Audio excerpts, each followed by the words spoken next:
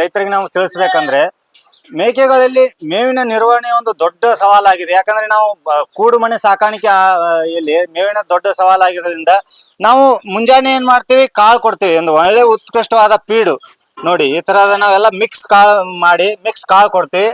ಆಮೇಲೆ ಏನ್ ಮಾಡ್ತೀವಿ, ನಾವು ತೊಗರಿ ಹೊಟ್ಟು ಕೊಡ್ತೀವಿ. ಆಮೇಲೆ ನಾವು ಮನೆಯಲ್ಲಿ ಮಾಡಿದಂತ ಶೈಲೇಜ್ ರಸಮೇವು, ಗೋವಿನ ಜೋಳದ ರಸಮೇವನ್ನು ಕೊಡ್ತೀವಿ. ಆಮೇಲೆ ನೇಪಿಯರ್ ಗ್ರಾಸ್ ಬರುತ್ತೆ, ನೇಪಿಯರ್ ಗ್ರಾಸ್ ಕೊಡ್ತೀವಿ. ಆಮೇಲೆ ಸೂಬಬಲು, ಹದ್ಗ ಮತ್ತೆ ರೇಷ್ಮೆ ಅಂತ ತಪ್ಪಲಿನ ಮೇವುಗಳನ್ನ ಎಲ್ಲ ನಾವು ಮೇಕೆಗಳಿಗೆ ಕೊಡ್ತೀವಿ. ರೇಷ್ಮೆ ಒಂದು ಬಹಳ ಉತ್ತಮವಾದ ಹಸಿರು ಮೇವು, ತಪ್ಪಲ್ ಮೇವು. ಯಾಕಂದ್ರೆ ತುಂಬಾ ಇಷ್ಟಪಟ್ಟು ತಿಂತಾವ್ರಿ. ನೋಡ್ರಿ, ಇದೊಂದು ಎಷ್ಟು ಒಳ್ಳೆ ಕ್ವಾಲಿಟಿ ಒಳಗೆ ನಮ್ಮದು ರೇಷ್ಮೆ ಬಂದೈತಿ. ಇದನ್ನ ನಾವು ಆಡುಗಳಿಗೆ ಮಾಡಿ ಹಾಕ್ತಿವ್ರಿ, ಕೋದ್ ಮಾಡಿ ಹಾಕ್ತಿವ್ರಿ. ಅದ್ರ ಜೊತೆ ನೋಡ್ರಿ, ಅಂದ್ರೆ ಹದ್ಗ ಅಂತಾರ್ರಿ, ಅಂದ್ರೆ ಮೊಟ್ಟೆ ಚೊಗಚಿ ಅಂತ ನೀವು ಇದ್ರದ್ದು ಕೇಳಿರ್ಬೋದು. ಮತ್ತೆ ಅದ್ರ ಜೊತೆ ನಾವು ನೋಡ್ರಿ, ಇದೆಲ್ಲ ಪೂರಾ ರೇಷ್ಮಿನ ಐತ್ರಿ ನಮ್ಮದ. ಇದು ಸ್ಮಾರ್ಟ್ ನೇಪಿಯರ್ ಅಂತ ಹೇಳಿ, ಇದು ಭಾರಿ ಗಡ್ಡಿ ಹೊಡಿತೈತ್ರಿ. ನೋಡ್ರಿ, ಇದು ಎಷ್ಟು ಗಡ್ಡಿ ಹೊಡೆದೈತಿ.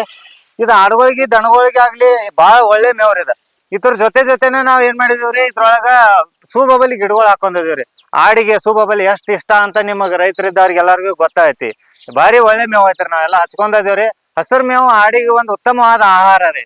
ಅದಕ್ಕಾಗಿ ನೀವು ಆದ್ರೂ ಈ ತರ ಎಲ್ಲ ಮುಂಚೆನೆ ಎಲ್ಲ ವ್ಯವಸ್ಥಿತವಾದ ಒಂದು ಹಸಿರು ಮೇವು ತಯಾರಿ ಮಾಡ್ಕೊಂಡನ್ನ ಫಾರ್ಮಿಂಗ್ ಸ್ಟಾರ್ಟ್ ಮಾಡ್ಬೋದ್ರಿ. ಒಂದ್ ಅರ್ಧ ಎಕರೆದಾಗ ನೀವು ಒಂದು 50 ರಿಂದ 80 ಆಡುಗಳನ್ನ ಸಾಕಾಣೆ ಮಾಡ್ಬೋದು. ನೀವೊಂದ್ ಎಕರೆ ಏನಾದ್ರು ಶೈಲೇಜ್ ಮಾಡಿ ಇಟ್ಕೊಂಡ್ರೆ, ಗೊಂಜಾಳ ಮೇವಿನ ಶೈಲೇಜ್ ಮಾಡಿ ಸ್ಟೋರೇಜ್ ಮಾಡಿ ಇಟ್ಕೊಳ್ರಿ. ಒಂದ್ ಸ್ವಲ್ಪ ತೊಗರಿ ಹೊಟ್ಟು ಇಟ್ಕೊಂಡ್, ಒಣ ತೊಗರಿ ಹೊಟ್ಟು ಇಟ್ಕೊಂಡ ಈ ತರ ಎಲ್ಲ ಒಂದ್ ಸ್ವಲ್ಪ ಹಸಿರು ಮೇವು ಮಾಡ್ಕೊಂಡ್ರೆ ಒಂದ್ ಒಳ್ಳೆ ಆಡು ಸಾಕಾಣಿಕೆ ಮಾಡಿ ಲಾಭ ಪಡ್ಕೋಬಹುದ್ರಿ.